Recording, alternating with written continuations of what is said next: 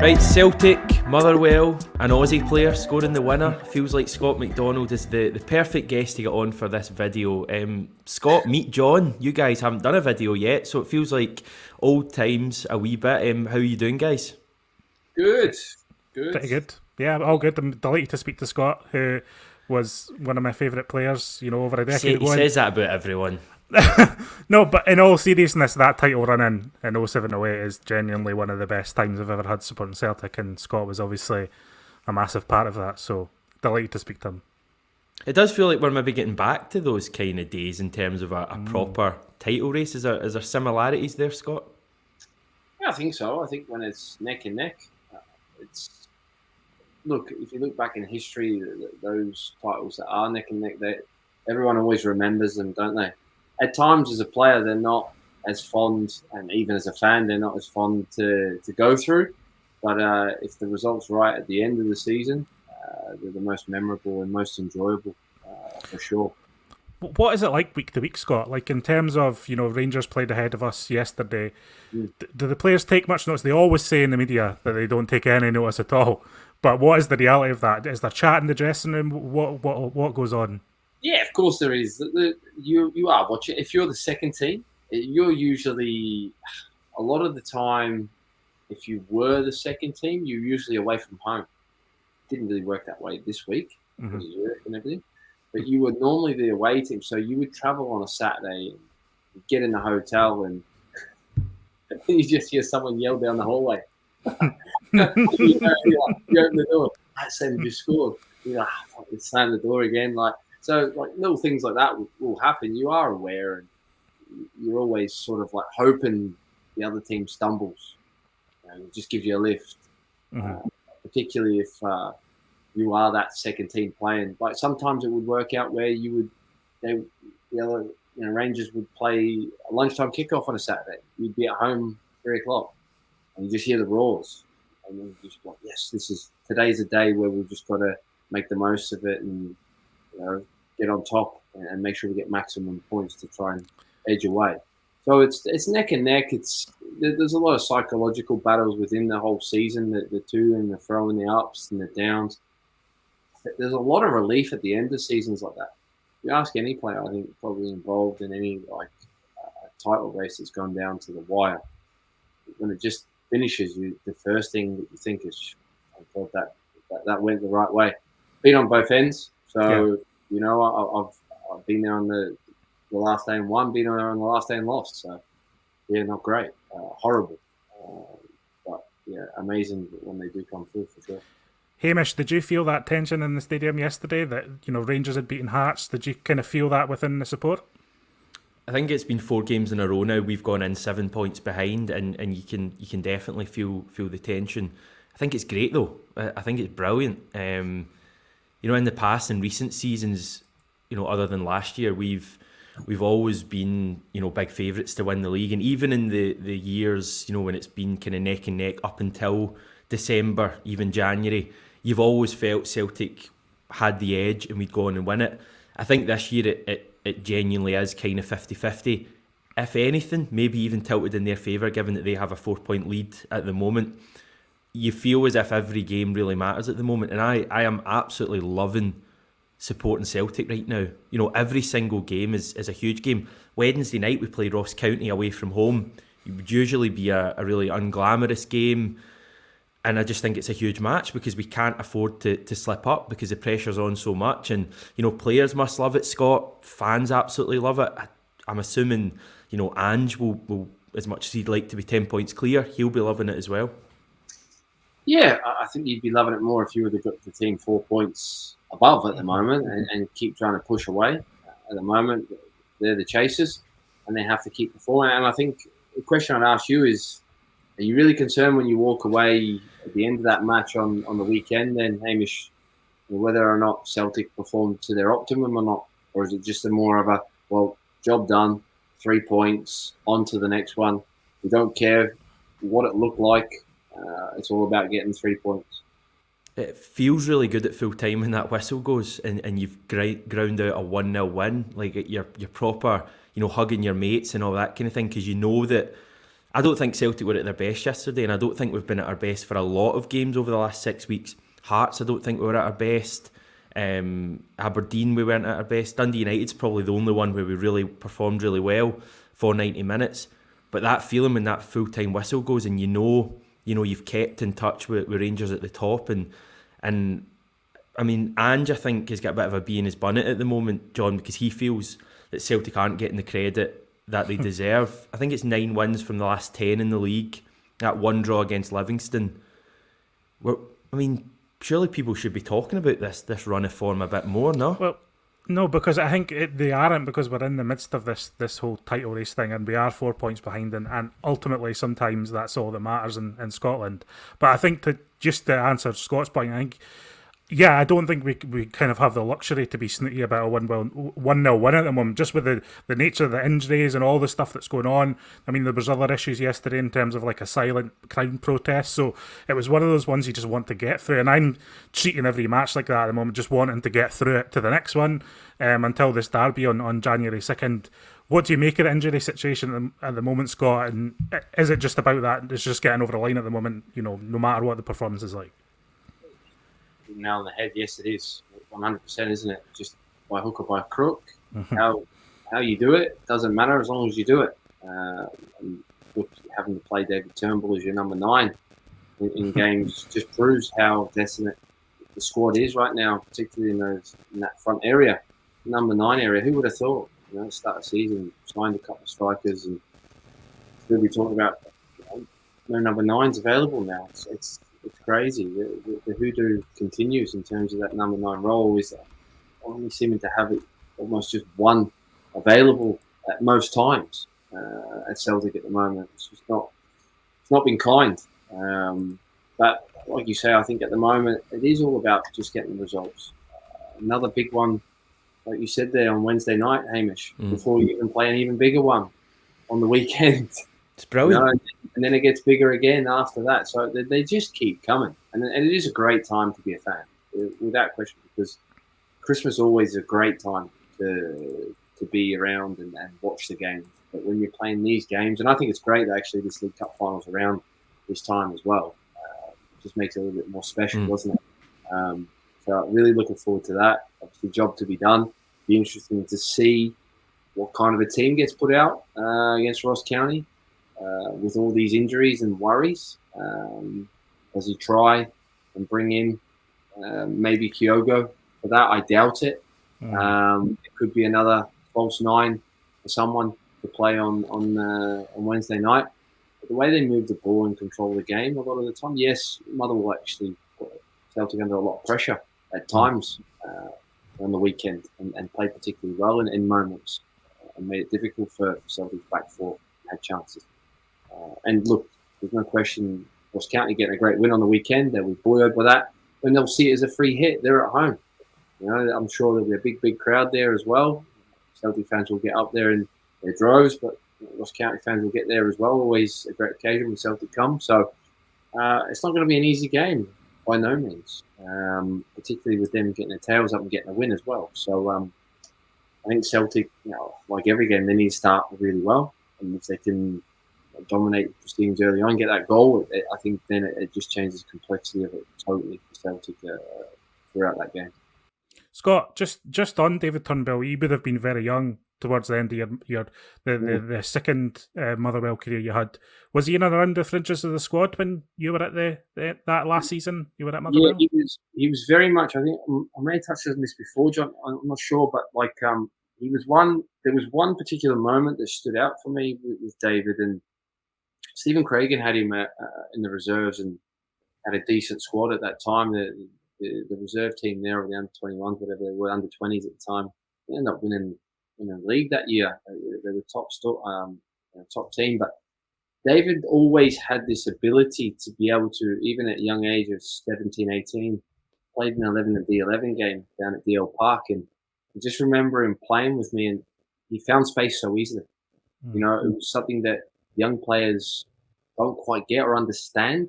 But he had an understanding of being able to find himself, a couple of yards in those pockets, really, really at a young age. And technically, he was always very, very good. Had a great strike. more times than not, if you gave him time on it, he would test the goalkeeper, and a lot of times would be in the back of the net. To say at least. The only thing that always was a concern, a little bit slighter then. Done a lot of work though in the gym. He had that injury, come back from that, showed how well he did. Give Motherwell credit. I know the backroom staff there and how they worked with him. Did a phenomenal job. But his natural abilities as a footballer, the only thing that was always questionable, and still people probably say it, even at Celtic Park when he plays, that little lack of pace. That was always the question mark on whether or not he'd be able to make it to the next level. But he's certainly proven people in a lot of senses wrong by being able to adapt his game without that, being a quick thinker. There was always an argument Frank Lampard wasn't always the quickest. And he sort of reminds me a little bit, not to get carried away, but he sort of reminds me a little bit. I like that Frank Lampard type of player. Makes clever movements, can strike a ball from distance. I think he's probably the best striker of the ball in Scottish football right now from distance. And then he can arrive late in the box. He's really, really good at that. Again, Frank Lampard-esque. So I think I've always thought of David a little bit like that. Yeah, I would actually like to see him do that more. Just exactly what you said there, just arriving late in the box and making that ambitious run. I mean, we actually saw that with his goal last week, Hamish, where he gets onto the end of that ball over the top, and it's not something that we've seen too much from him, and probably could do with seeing more of that from him. I think the thing about Turnbull that I and a lot of other people are guilty for is, thinking this guy's played loads and loads of football in his career. He's not at all. He obviously he missed like a season, didn't he, with that injury he had at Motherwell. But even prior to that, he'd only really broken into the Motherwell first team, I think, about half a season before then. And even at Celtic, he basically wasn't in the Celtic team until this time last year. So in total, the guy's probably played 2 seasons max of proper first team football. And I think people need to remember that he is going to be nowhere near the finished product yet. And it actually goes for a lot of players in that Celtic team, players like Jota as well, who we just expect to perform every single time they play. And to be fair, Jota does. But I mean, he's played a handful of games in his career so far. So I think that's something bad as another one. But Turnbull, I think, has all the talent. I just worry about the pace and also the engine. I think he's a bit fitter than he was last year, the same as Rogic. But I just worry about his engine sometimes. I just think sometimes he looks a wee bit laboured. But he has all the quality in the world to be a successful Celtic player. Tom Rogic, should we chat about him? John doesn't need an excuse to do that. No, I mean, I would talk about Tom Rogic all day because I love the man. And, you could dribble his way out a phone box, as we've said many times. I mean, that goal yesterday was interesting because it seemed to be a kind of training ground effort, which I don't think we've seen much from Celtic over the last couple of years. Certainly, I can't really remember the last kind of training ground work goal, but good finish. He's kind of adding more goals to his game, isn't he, Scott? I mean, he's probably been Celtic's best player this year, apart from Kyogo. Yeah, and I think you have to look back at his time under Brendan Rodgers when you say, about goals.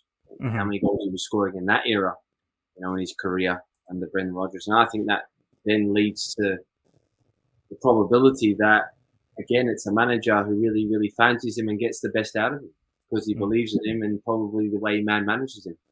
And I think that's a big thing for Tom. Tom himself is a complex character.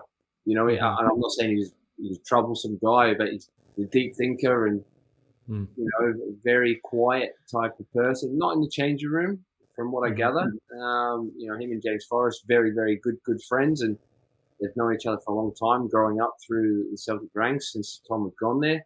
And he has a bit of banter, but out with that, he likes to keep himself to himself, very reserved, and sometimes managers probably get the raw end of the stick of that, because Tom's not very forthcoming. It's how you get out of him, and none better than Ange Postecoglou, who actually knows him inside out, has worked with him time and again, throughout the Australian national team to be able to poke him in the right way.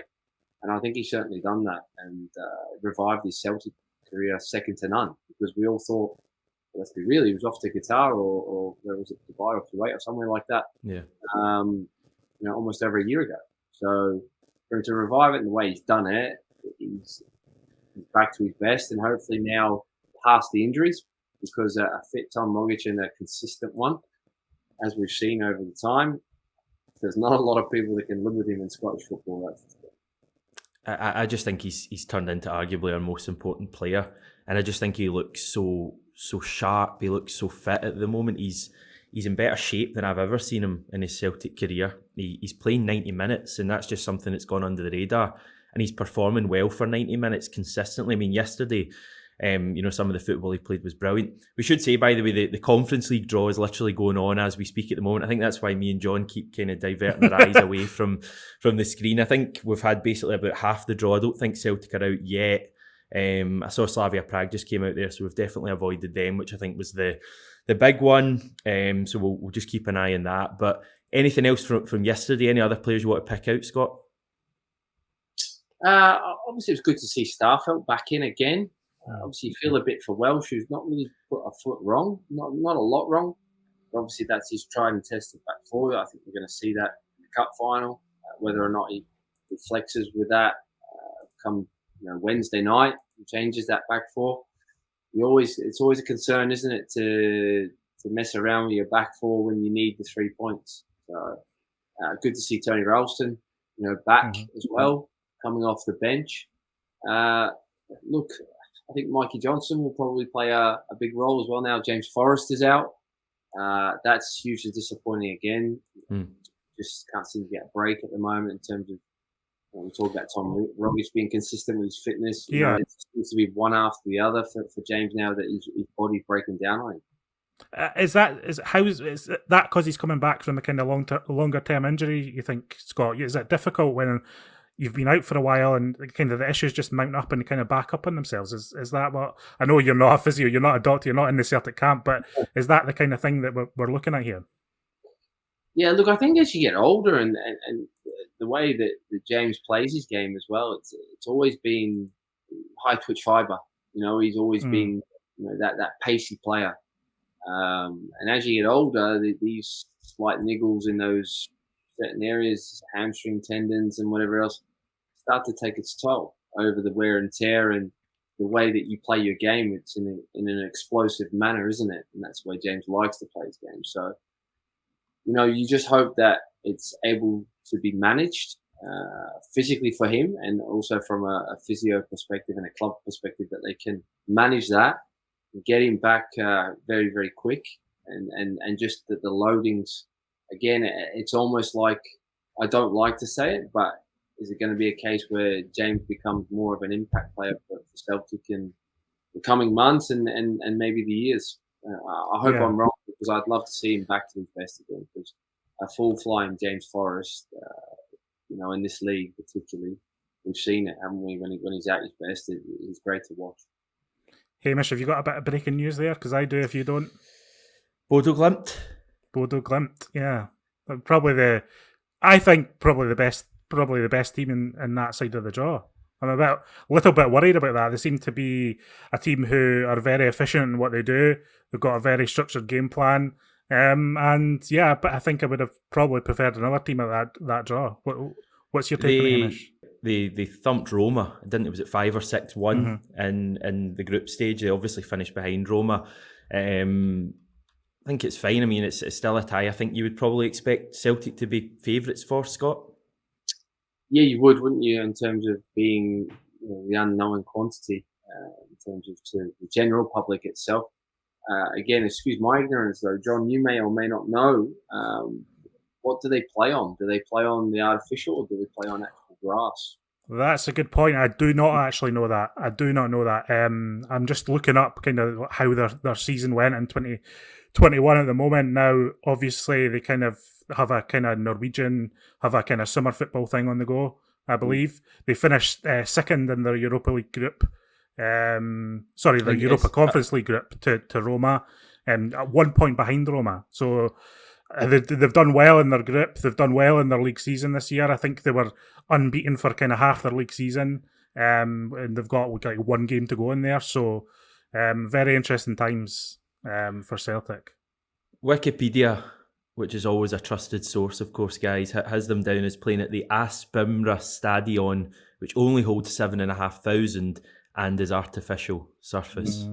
So I don't know if that's something if they play their European games there. I don't even know if a stadium that size would be suitable for European competition or what. We'll need to look into that. Again, it's always a little bit of a different game, as we know, and Celtic going to Scandinavia on these 4G services has been good and bad in the past, hasn't it? So it'll be tough. Be tough away from home, particularly. I think first leg at Celtic Park, John. So you would be hoping, as much as they're clearly no mugs, they're a decent side. They're not the calibre of Betis or Leverkusen. You would hope that's a tie we could be in a really strong position in going into the return leg. Yeah, look, I'm not totally dreading playing them by any means. I think I would have fancied taking on any team in the seeded side of the draw. I think they're probably, I know it's silly to say this because both teams are in the Conference League, but it does feel like a Europa League calibre team to me, and it's not a team who are no hopers, let's put it that way. I think it'll be a tough game, but yeah, I think it'll be two open, exciting games. As we know, Ange will attack them at home and away, so if we can, get ourselves on the front foot initially, take a kind of result to Norway, then I'm not too despondent at all, no. I'm going to need to fire off right away and try and find a Bodo Glimt fan to chat to, and I feel like it might be a struggle because I don't know how big a football club they are. Anything else you want to say, Scott, on yesterday or where Celtic are at the moment? No, what I will say is that you touched on earlier about the squad itself and being quite new together. New in this moment, new manager in terms of under these different pressures and strains of being in a title race itself, and I think the squad has shown tremendous character up to now on this run that they have to keep in with Rangers, and I think Rangers have actually had a real lift since Van Bronckhorst has come. It's almost gave them a new lease of life in terms of the way they've been playing. So Celtic have had to match that and continue to get the results again, and they've not yet, and I'm hoping that will still be the case that folded under the pressure. So hopefully they continue to do this come till the 2nd of January. I know you agree with that, John, that the fact that Celtic we're kind of answering every question at the moment. Yeah, the questions are coming thick and fast with just in terms of the injuries, the schedule, etc. But Ange keeps saying there's no excuses, and that's exactly the right message. It's just challenges that they've got to face, and I think what you can say about this team is that they're overcoming challenges. I mean, they had so many obstacles in the summer, so many obstacles in the autumn. We're coming into a new period now. Ange is in a new phase. He's actually more buoyant every time he seems to be on the screen. And I'm excited with the direction it's going. It's just about grinding out these results. And if we fall over the line on the 90th minute against Rangers on January 2nd, that's fine. We've got 2 weeks to recuperate after that. It's just about getting there and making sure we get the results. Brilliant, lads. Thanks very much. We'll leave it there. Thanks everyone for tuning in as well. We do appreciate it, and we'll have far more content coming this week. Take care, everyone, and hail, hail.